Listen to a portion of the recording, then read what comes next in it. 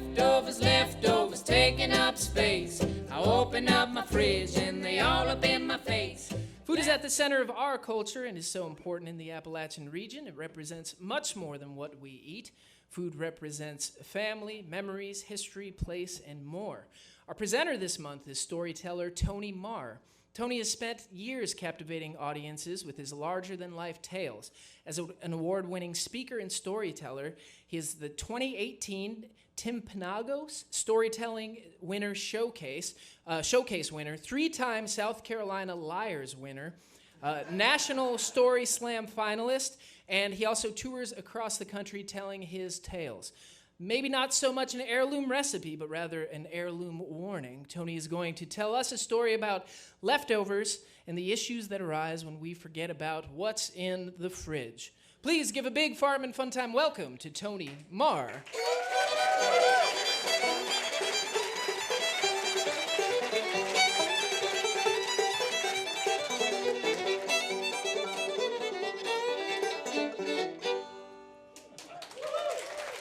Thank you, ladies. That may be the best intro that I've ever had. Thank you so much. So it is the holiday season.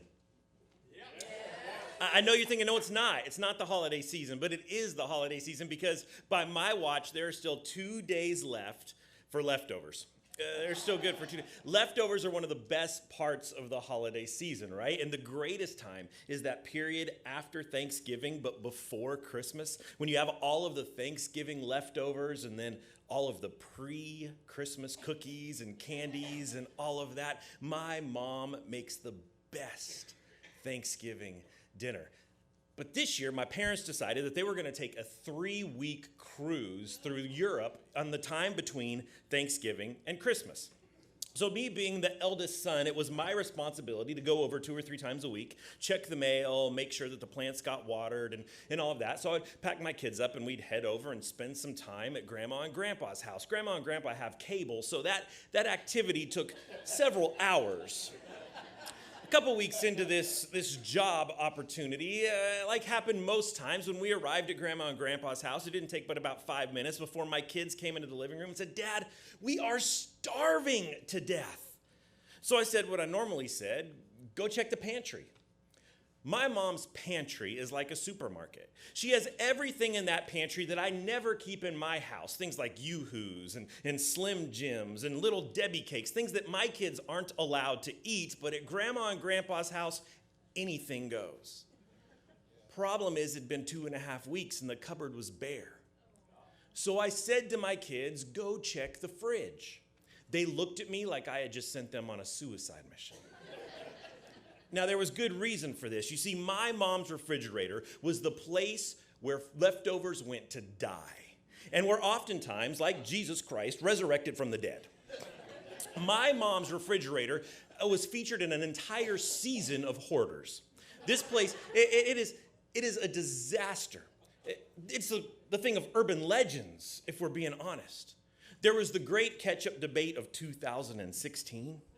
Yeah, we were having a family barbecue, and my kids wanted ketchup for their hot dogs, and my mom said, go get it out of the pantry. Out of the pantry.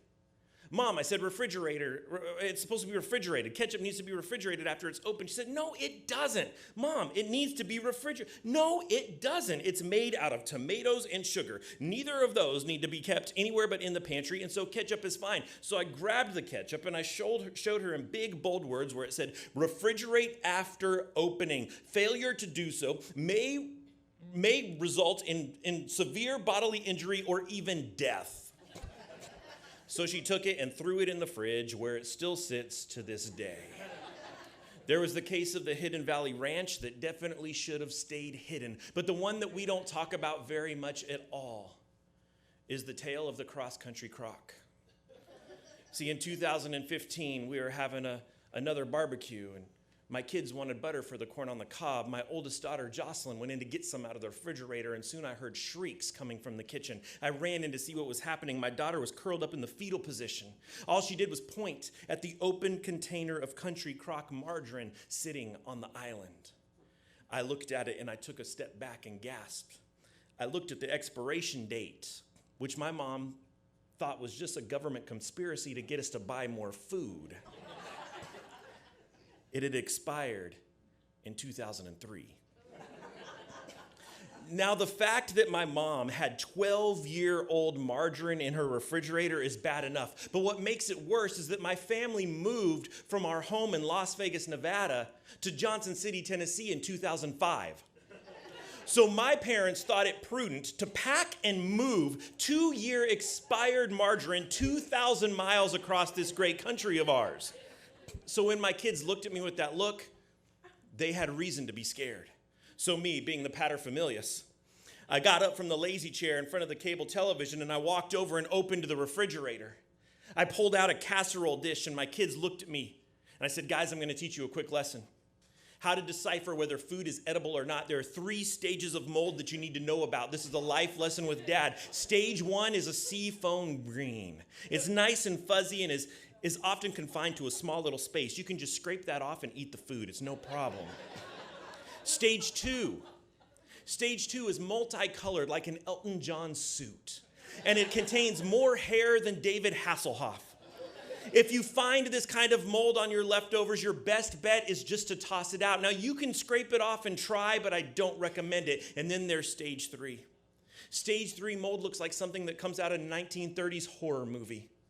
It bubbles and it moans and it groans, and my kids looked at me and said, Dad, what if it's stage 3? And just as they did that, that leftover casserole dish bubbled and gurgled. I quickly grabbed it, threw it back into the refrigerator, slammed the door shut, leaned up against it, pushed my heels hard into the ground, and stared at my children.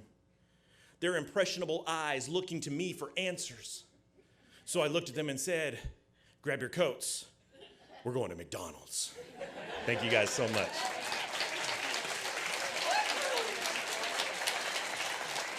Tony Marr, everybody. To hear more of his stories, visit Tony Marr, MARR.com. Delicious heirloom recipe. So, if you've seen Farm and Fun Time before, you know there's always a second part to the Heirloom Recipe Segment, and that's the part where we write a jingle about what you just heard, and we're going to do that. This one came very naturally for me. This is a subject I'm very familiar with. We call this one Leftovers.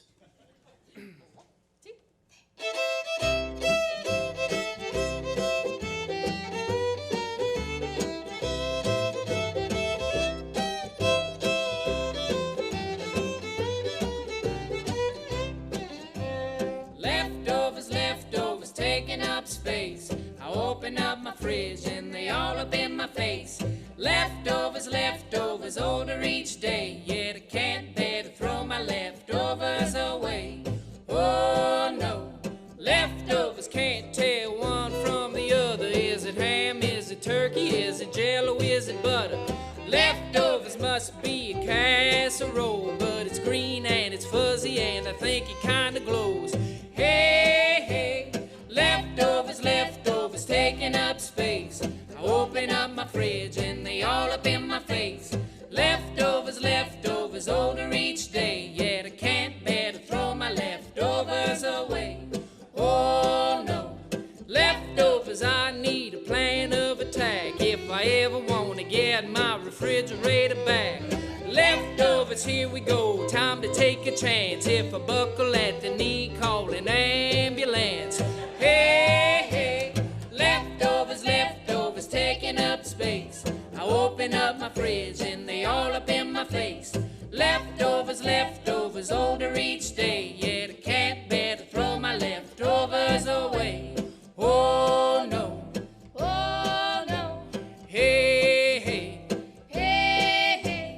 throw them all away.